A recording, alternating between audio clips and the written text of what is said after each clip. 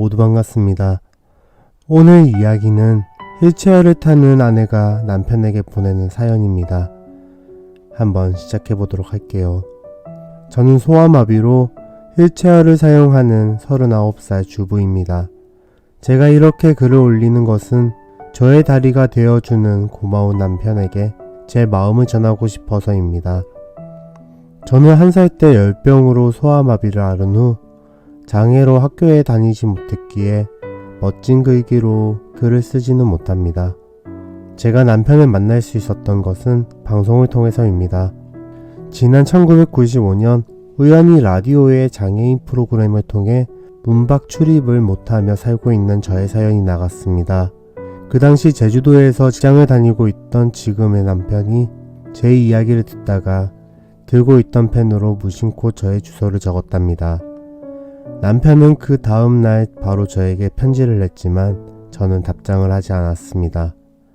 당시 저는 그를 잘 몰랐던 탓도 있었지만 남자를 사귄다는 생각이 전혀 없었으니깐요. 그러나 남편은 답장도 없는 편지를 1년 가까이 일주일에 한 번씩은 꼭 보내왔고요. 저는 여전히 답장 한 통 보내지 않았습니다.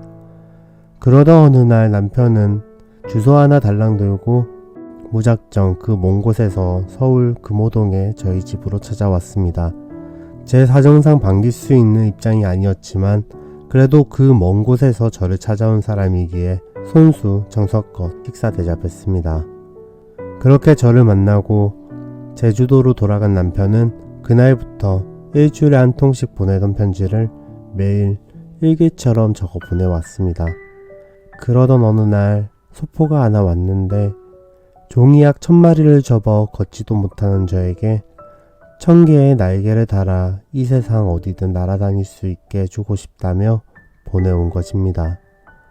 그러나 저는 결혼에 대한 두려움이 있었기에 남편의 청혼을 쉽게 받아들일 수가 없었습니다. 남편은 결국 직장을 포기하면서 저를 보기 위해 서울로 이사를 왔고 3년에 걸친 청혼 끝에 저는 남편의 마음을 받아들이기로 결심했습니다. 2009년 7월 17일 저희는 마침내 부부가 되었습니다. 남편을 위해서 편지를 한번 써봤습니다. 내 삶의 날개가 되어주는 당신께. 여보, 지금 시간이 새벽 5시 30분이네요. 이 시간이면 깨어있는 사람보다 아직 따뜻한 이불 속에서 단꿈을 꾸고 있는 사람이 더욱 많을 거예요. 그러나 당신은 이미 집을 나서 살해애듯 차가운 새벽 공기에 몸을 맡기고 있겠지요. 그리고는 밤 12시가 넘어서야 겨우 잠자리에 드는 당신. 이렇게 열심히 뛰는데도 늘 힘겹기만 한 우리 생활이 당신을 많이 지치게 하고 있네요. 내가 여느 아내들처럼 건장한 여자였다면 당신의 그 힘겨운 짐을 조금이라도 나누어 질 수 있으련만.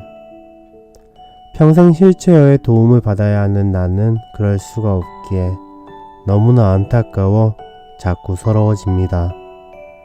자동차에다 건어물을 싣고 서울 시내를 돌아다니며 물건 하나라도 더 팔려고 애쓰는 당신.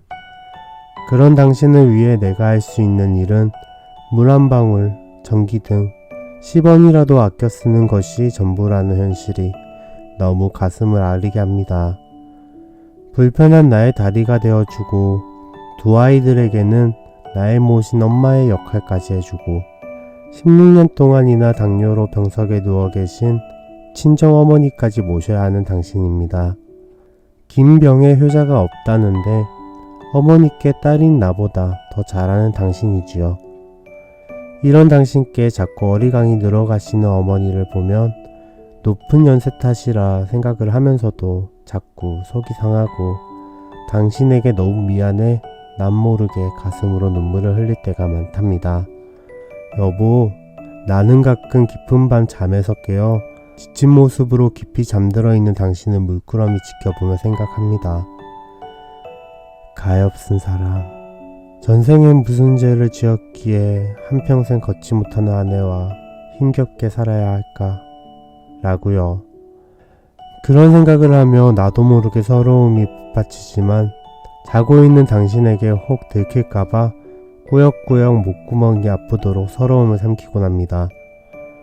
비를 좋아하는 나는 비가 내리는 날이면 가끔 당신을 따라 나섰지요. 하루 종일 빗속을 돌아다닐 수 있다는 것 때문에 힘든 줄도 모르게 되지요. 그런데 며칠 전 초겨울비가 많이 내리던 날, 거리에서 마침 그곳을 지나던 우리 부부 나이 정도의 남녀가 우산 하나를 함께 쓰고 가는 모습을 보았어요. 서로 상대방에게 조금이라도 비를 덜 맞게 하려고 우산을 자꾸 밀어내는 그들을 부러운 눈으로 바라보고 있는데, 당신이 비를 몽땅 맞으며 물건 파는 모습이 나의 눈에 들어왔어요. 그때 내가 느꼈던 아픔과 슬픔은 어떤 글귀로도 표현할 수 없을 만큼 나의 가슴을 아르게 했습니다. 나는 다시는 비 내리는 날 당신을 따라 나서지 않겠노라 나 스스로에게 다짐을 했답니다. 그리고 여보, 지난 결혼 10주년 기념일에 당신은 결혼 때 폐물 한 가지도 못 해줬다며 당신이 오래도록 잡비를 아껴 모은 돈으로 나에게 조그마한 반지를 사주었지요. 그때 내가 너무 기뻐서 그 반지를 얼마 못 가 생활이 너무 힘들어 다시 팔아 했을 때 처음으로 당신이 눈물을 흘리시는 모습을 보고는 너무나 가슴이 아팠어요. 몇 년이 지난 지금까지 당신은 그때 일을 마음 아파하는데 그러지 말아요. 그까지 반지 없으면 어때요? 이미 그 반지는 내 마음속에 영원히 퇴색되지 않게 새겨 놓았으니 나는 그것만으로도 충분해요. 3년 전 당신은 8시간에 걸쳐 신경수술을 받아야 했었지요. 그때 마취에서 깨어나는 당신에게 간호사가 휠체어에 앉아있는 나를 가리키며 누군지 알겠느냐고 물었을 때 당신은 또렷한 목소리로 이렇게 말했어요. 그럼요. 내가 이 세상에 다시 태어나도 사랑할 사람인데요. 라고 그렇게 말하는 당신에게 나는 바보처럼 고맙다는 말도 못하고 한없이 눈물만 떨구었어요. 그때 간호사가 나한테 이렇게 말하더군요. 이 세상에서 가장 행복한 분이세요. 라고. 그래요, 여보. 나는 정말 이 세상에서 가장 행복한 여자예요. 건강하지는 못하지만 당신이 늘 나의 곁에 있기에 더 이상 바랄 것이 없어요. 어린 시절 가난과 장애 때문에 학교에 다니지 못했기에 나는 지금 이 나이에 늘 소원했던 공부를 시작했죠. 적지 않은 나이에 초등학교 과정을 공부한다는 것이 결코 쉽지는 않지만 야간 학교까지 데려다주고 집에 아이들과 어머니 저녁 챙겨주고 집안 청소까지 깨끗이 해놓고 또다시 학교에 가 끝날 시간에 맞춰 나를 데려와주는 당신. 난 그런 당신에 대한 고마움의 보답으로 정말 열심히 공부할 겁니다. 어린 시절 여느 아이들이 다 가는 학교가 너무도 가고 싶어 남몰래 수없이 눈물도 흘렸는데 이제서야 그 꿈을 이루었어요. 바로 당신이 나의 꿈을 이루어 주었지요. 여보, 나 정말 열심히 공부해. 늘 누군가의 도움만 받는 사람이 아니라 이 사회에서 꼭 필요한 사람이 될 거예요. 여보, 한평생 휠체어의 도움 없이는 살 수 없는 나의 삶이지만 당신이 있기에 정말 행복합니다. 당신은 내 삶의 바로 그 천사입니다. 당신을 영원히 사랑하고 늘 감사의 두 손을 모으며 살 겁니다. 당신을 사랑하는 아내가. 네, 이야기는 여기서 끝이 났습니다. 오늘 이야기는 정말 따뜻한 부부의 사연이었네요. 서로가 서로에게 많은 사랑과 신뢰가 있으신 것 같아 제 마음 또한 따뜻해지는 것 같습니다.